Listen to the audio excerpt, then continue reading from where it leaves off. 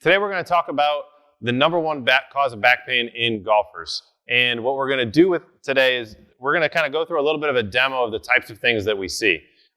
So before we get into it, my name's Chris. I'm the founder here at Par for Success.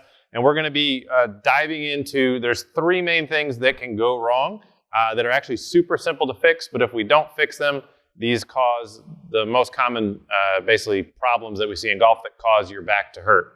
So obviously, we take the club back. What needs to happen? We need to rotate as we turn into the trail side.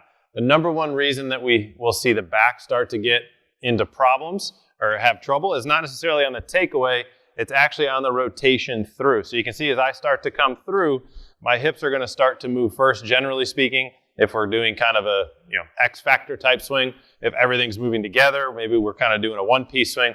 Whatever your swing philosophy is, it doesn't matter. Your left hip has to internally rotate, which is what this move is as you come through. So that is the first sticking point that we'll see the back start to have problems. So as you come through, if this hip doesn't rotate, so it doesn't do that, well, then I'm going to have to generally add a little bit of side bend. I'm going to add a little knee flex, come a little bit more lateral, sliding through.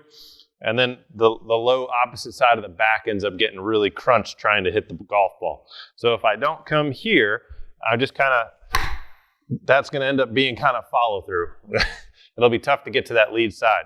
So that's the number one, that is by far the number one cause of lack of rotation is in that lead hip.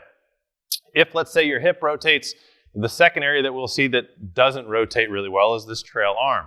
So if you're trying to drop the club down in the slot, but we can't externally rotate, so you're standing and your arm does not, if you can see my forearm here, if that doesn't get back past your spine, let's say it's straight up, the best way to test this is in posture. Let's say it's below spine angle, maybe equal to, we want to see it get beyond. If it's not there, then you're going to have trouble dropping it into the slot. And when that occurs, we can't get in the slot. Let's say I can only get to here. I'm going to tend to try to add some side bend. So you can see if I add side bend, that's going to shallow that club out a lot. So if you're looking at your path, your attack angles, and you don't have the ability to externally rotate your shoulder, this is the number two most common reason why we'll see the back get hurt because of lack of rotation in the shoulder. So come through, and we end up coming more over the top. We'll try to save it by adding a little bit more side bend. And you can see how if I don't have ability to rotate my shoulder and I don't have ability to rotate my hip, now I got a double whammy and it's going to look really awkward and certainly not going to be real great. We're looking at compression forces and shear forces in the spine, and we're going to just create a ton of extra stress in the low back. The third area we'll see is if we can't actually rotate the thoracic spine. So let's say your hip's great, your shoulder's great, but that's as far as your thoracic spine will rotate. In golf, a lot of people tend to call this shoulder turn. It's actually how much your spine is rotating.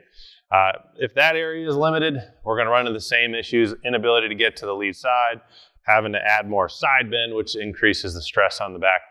So if you can't rotate, that is the single most predictive in terms of understanding, hey, you're going to potentially have a problem with back pain. So we actually have a great assessment that we'll have the link in the video here. If you click on that, it's free. And you can we'll take you through how to assess your hip rotation. So you see if you have enough hip internal rotation, how to simply assess your shoulder external rotation, as well as how to assess your thoracic rotation. So definitely grab that assessment. It's totally free. And it'll give you a really great insight immediately into seeing if you can or can't rotate in the manner that you need to in order to complete a golf swing where you can coming back and then creating the hip opening through so you can get through to the other side. So inability to rotate one of those three joints is going to cause major problems, lots of swing compensations, and will ultimately cause your back to hurt.